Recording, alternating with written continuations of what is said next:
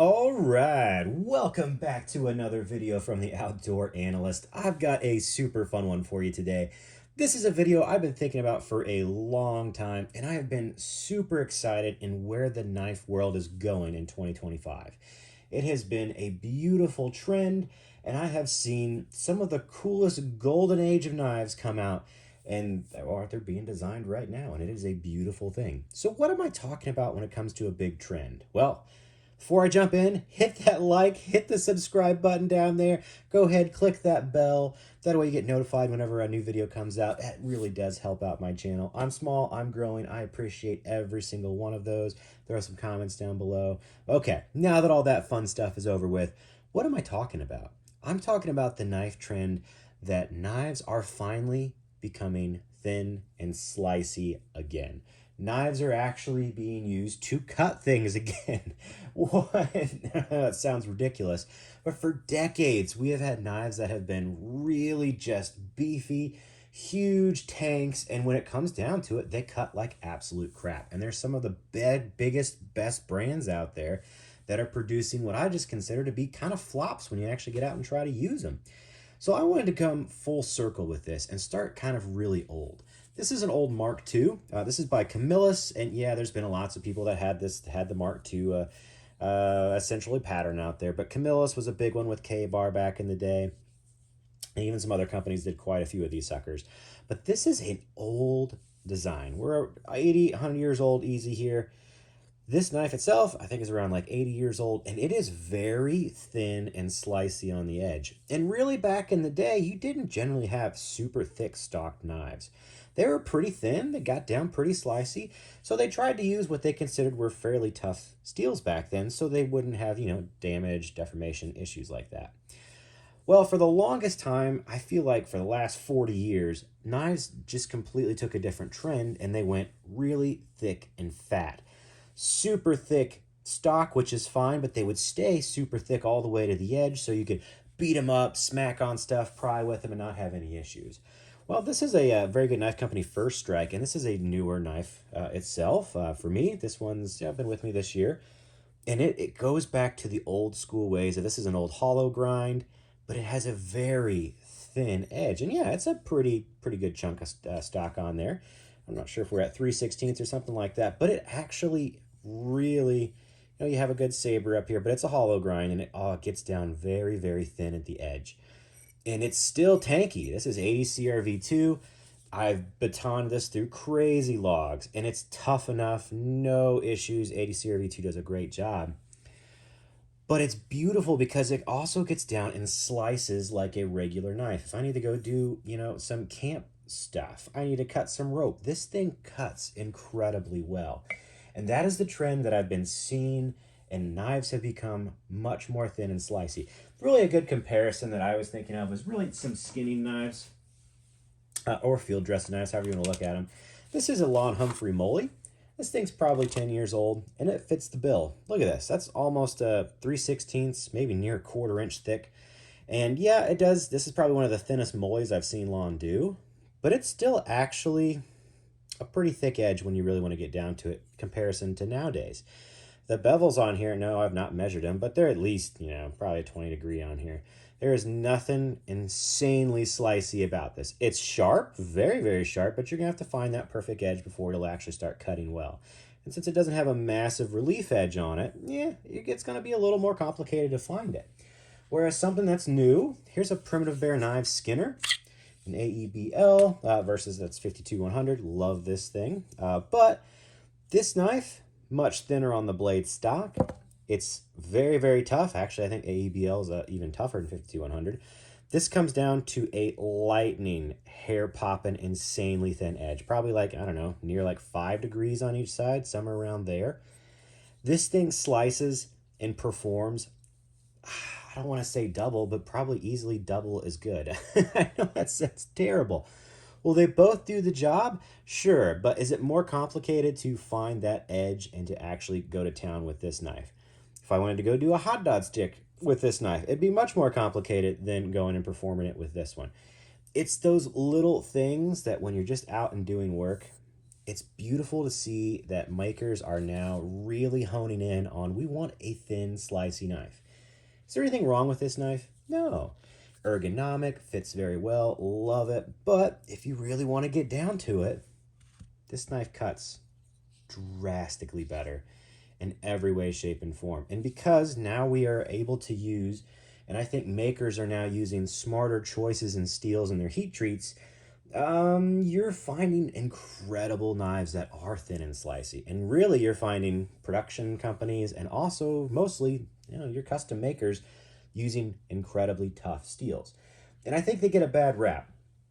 And I've been in the past one of those people that have given bad raps to steels like Nitro V, AEBL, not understanding that you can take a knife in AEBL like this one, which is a stainless steel, and get it this thin and slicey on the edge, and it will not roll, it won't chip on you because of how extremely tough that steel is. It has a bad rap for being like a cheap steel, and everybody says, custom makers use it because it's cheap and it's easy to actually, use for them. Well, that's true. Probably. It is probably a little cheaper than doing Magna Cut, no doubt. And it's easier to probably manufacture than Magna Cut. But you know what? It's also tougher, and you heat treat it right, has higher edge stability as well. So take that with a grain of salt. These knives are incredible. And it's not just, it's production companies too. One of the biggest companies that does this is White River Knives. They've started making really thin, slicey edges. And they do pay a little bit of a price for it. They use high-end steels like Magna Cut, and they're not as tough as, Nitro V or AEBL when they're heat treated right. So they kind of do take a little bit of a beating where people abuse them a little bit more. But they perform so well. Like this knife performs incredibly well. Back in the day, you used to have to actually get like either a Scandi edge for wood or a convex edge that would perform. And really doing really thin, slicey knife tasks, to be honest with you. But now you can get these sweet V edges that are done on really good steel, really good heat treats that are slicing, that are performing, that are incredible. You're getting, knives like from Winger. This is the, what is this, the Carver? 0.09 blade stock, I believe, of CPM 3V and a Scandi edge. And this is so thin that it actually acts almost like a regular like a regular V edge, honestly, except when it comes to wood. It's insane on wood, but it gets down so thin and slicey. This knife performs better than so many other knives I've had in the past, and it's just immaculate. And the story goes on. You have like custom makers like Lycian Knives that are creating yet again. I think this is 0.13, or maybe this is 0.09 on the blade stock. It is really thin, but it uses AEBL, and it's an incredibly tough steel. And I've never had this thing roll or chip on me yet, and I've done some pretty crazy cranking things with it. That is just the trend that I've seen, is you get these beautiful thin slicey knives. Where let's go back old school. Let's take some kind of customs and semi-customs from back in the day, 10 years ago. Yeah, this is a oh my gosh, Jim Coffey, great custom maker, nice and thick blade stock. Does it come down to an okay edge? Okay, sure. Not anywhere close to where those knives are that I just showed you. Not anywhere close to those thin angles. Same thing, Lon Humphrey Bridger. Great knife, beautiful design, absolutely love it. This is probably the thinnest edged Bridger I've ever seen, and it's still pretty darn thick. I can literally go to a brand new tank knife from like very good knife company, the Eagle here. This thing is 3/16, I believe, 2 inches tall, much bigger knife, 80 CRV2, has a thinner edge, has a better relief edge on here. No issues because they heat treat this right. This thing absolutely holds up. I have batoned this thinner edge through insane wood. Just did this the other day. Just put this through some wild twisted stuff. Enough to where it's able to actually bend the steel a little bit. Did it jack with the edge? Nope. Came back perfectly to true like they should, like all really good heat treated knives should. But this thing is just immaculate. Old school, new school way of doing things. Now, does that mean old school is bad with old thick edges? No, I actually do prefer that in some knives. So this is a Lon Humphrey Reaver, 1/4 inch thick of 1095, and because this is my main batoning knife, to be honest with you, I actually wanted this to have a fairly thick edge on it, but it has a big relief edge, which if I'm gonna have a thick edge, I want it to have a big relief edge. So if I need to do like feathers or small work, it will still do it. It just will kind of act like a Scandi, honestly, just a baby Scandi instead. That's what I really do like. But would I want this sort of knife and anything really smaller than this as far as that edge, that thick edge goes? Not anymore. Not when you can just have your cake and eat it too in 2025, where you have knives like this that perform, that hold up. And it's not a super new steel. 80 CRV2 has been around longer than I've been alive, for goodness sakes. At least I'm pretty darn sure it has. And it's still, you heat treat this thing right, and you do a great grind on it, and it will hold up like nobody's business. And, you know, the Schwartz camp knife, oh my gosh, same thing. You can have nice 5-inch knives that get down, and can even have a good blade stock, but get down nice and thin and slicey. Great for doing food prep, great for just woodwork. And the question is, why do you want a thin and slicey knife versus something that's a little bit thicker? A lot of people think, well, the thicker it is, the safer it'll be. Well, the answer is not really necessarily, to be honest with you. You do the angles right, you heat treat things correctly. I have not had any issues with rolling or chipping with these things, and yet they just perform so much better. I hate going to like doing a real big camping trip, and you know, one of the knives that really turned me off the thick edges has been Winkler blades. And you know, Lon Humphrey's kind of running in that area as well as thick edges. But you know, Winkler knives are beautiful. They are. It was one of my favorite knives for an entire year, was a Winkler belt knife. But when it really came down to it in the performance, it was tough. You could baton it through anything. But as soon as you went to go do like regular cutting tasks, you know, making like a hot dog stick at a camp or a cookout, it kind of sucked. And that's where I was just like, man, there's gotta be something better. And there is something better. So the trend is, you know, even Primitive Bear knives here. This is a combat knife. So we're gonna honestly go really full circle again. This is the Minuteman. It gets down really nice and thin on the edge. And I have abused this knife, like cut through cans. I've cut tons of stuff with it. I have gone through crazy amounts of wood with this thing, batoned with it, just to test it. And is that what this knife is meant for? No, but it's nice to really put AEBL and a maker's knives through the ringer to see, will this hold up for me in a really horrible situation? Can I go and pry a door open with this if I need to? Yeah, I have no problem, no qualms about it, actually. Do I need to go slice some rope and really zip through something? This has such a thin, slicey edge on it that, yeah, I absolutely can. And I feel so confident in doing so. So I know this is an interesting kind of like nearly a rant video, but really, we really have come full circle. We've come from the old school thin, slicey, thin stock knives, and we've decided that, I think as a knife society, that's really what people want. We want knives that cut. We want knives that perform for us. We don't want to have to go and just like look stupid when you're trying to, you know, do some bushcraft or woodworking. Instead, you want to have a knife that just dominates, that really takes on the task, really succeeds at it, and is just super fun. And for me, I am loving this. I love being able to EDC knives like this that can just perform so well. Shoot, one of my favorite EDCs right now is the Primitive Bear Blackwater. This thing is so thin and slicey, and it's AEBL. It's freaking tough, man. It's a little, I don't want to call this a pry bar, because I'm not going to pry with a tip this thin on any knife, to be honest with you.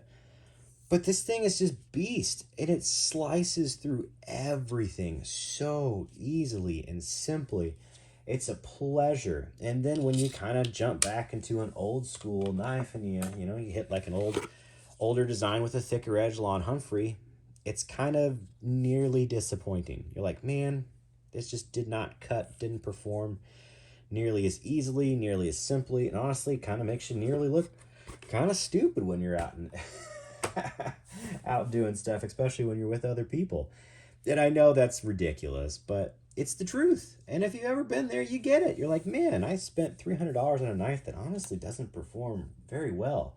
And some people will come zip out a Mora that will dominate it because it's a thin, slicey edge on there. So there it is. Just a fun trend. I've seen it happening. I love it. I hope it keeps going this way. I love seeing bigger knives with thinner edges that are just really designed to hold up incredibly well with steels with the right heat treat on them that take an insane beating. These will absolutely crush the toughness of this old 1095. And I like 1095, don't get me wrong.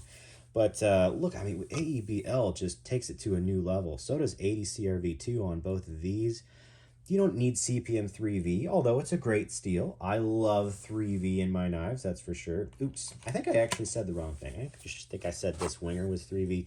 This is actually a Magna Cut. I do have some 3V wingers, but this is a Magna Cut steel. But they've heat treated this one a little, I think actually a little lower than what a lot will do to give it a little extra toughness as well. And that's what works. With the heat treats that we have, the designs and people grinding knives so thin these days, they just really perform well. And it's a trend that I hope stays. I hope we don't go back to that, give me a 1/4 inch with a super thick, insane edge on knives anymore. It's just not, it's fun to baton stuff through them, but when you're done batoning, you want to actually have a knife that can perform. Like the very good knife company Eagle. I just batoned the death out of this thing yesterday, and then I went and did a bunch of little feather sticks, and this thing just absolutely ate them right up. Oh, just beautiful. That's the performance that I personally want when it comes to a knife. I want it to actually absolutely slice. If I'm going for field dressing, you are darn right. I used to use convexes a lot. I want something that is super thin on the edge. This is a, yeah, it's just a flat grind. But now, this is probably, yeah, what did I, maybe like a 5 degree, 4 degree knife or edge on here. And it's AEBL. I don't have any issues with hitting a bone with this. I think it'll be just fine. Won't chip, won't roll that bad if I just nick it. I can keep going. But man, this will absolutely, absolutely slice up stuff. Oh, can't wait to do Bambi this year with that. So there we go. What a rant, what a trend. I hope it stays this way. Knife makers, please keep doing this. Production knife makers, please keep going thinner on your edges and using the right steels for it. Don't have to get caught up in using the most flashy of steels. Just use the right stuff, and it really, really, really performs. So there we go. Hope this was a fun one for you. I enjoyed it. Like, subscribe, throw down your thoughts below. Do you like the thin slicey knives, or are you kind of in the old school? You're like, screw that. There's good reasons to have super thick edges on stuff. And I'll capitulate a little bit when it comes to big beasties. Yeah, for big beasties, I like big thick edges, but only really for very specific tasks. I'm starting to move things over to realize you can really, really get high performance edges, and you don't need super, super thick stuff to do it. And these things will freaking hold up like nobody's business. So, yeah, that's my thoughts. I'll catch you on the next one.